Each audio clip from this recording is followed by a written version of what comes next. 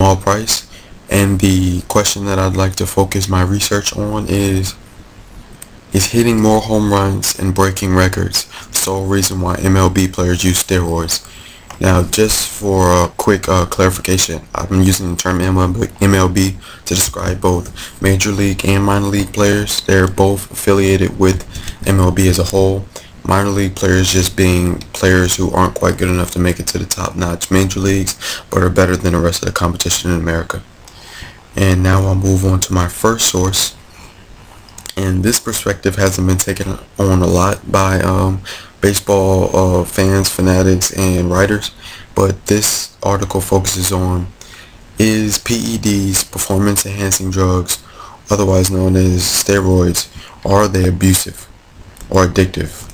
And the player that is included in this article is Alex Rodriguez.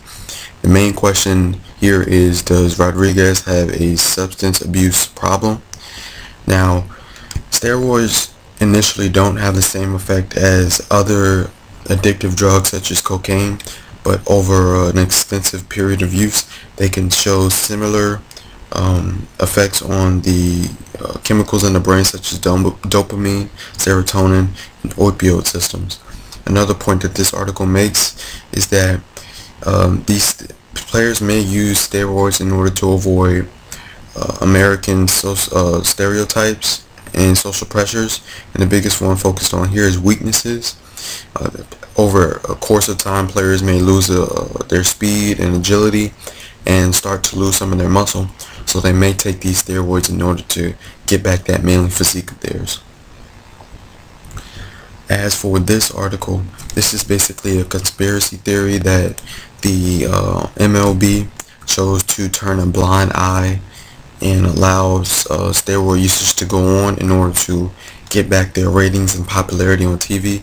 The razzle-dazzle and the excitement of all the home runs cause, as it says here, a renaissance period or a resurgence period for Major League Baseball.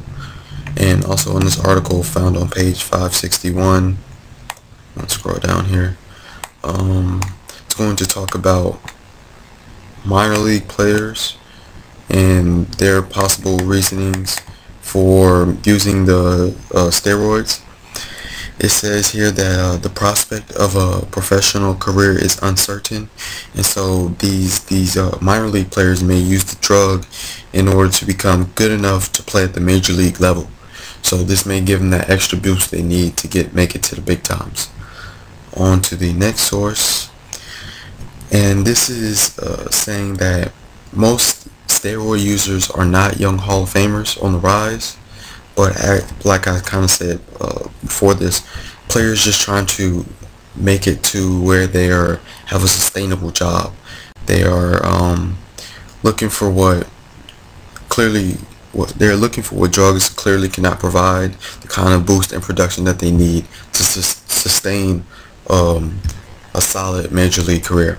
And also it says that despite the rage over steroids, a very small number of players actually get caught using steroids. So if the likelihood that you won't get caught is not that great, then that might persuade a player to go ahead and use a steroid.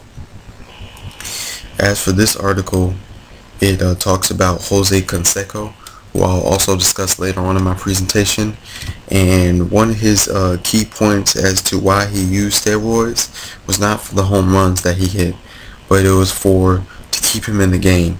It kept him less injury, helped him cut down on trips to the disabled list and recover faster when he was hurt, and it also helped with his strength.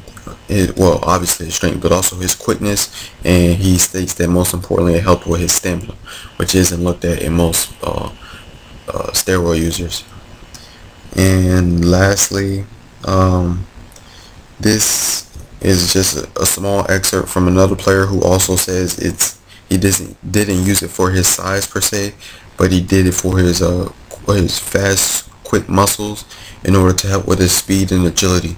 So that's also another deviation from the normal use of a steroid when we think about ball players.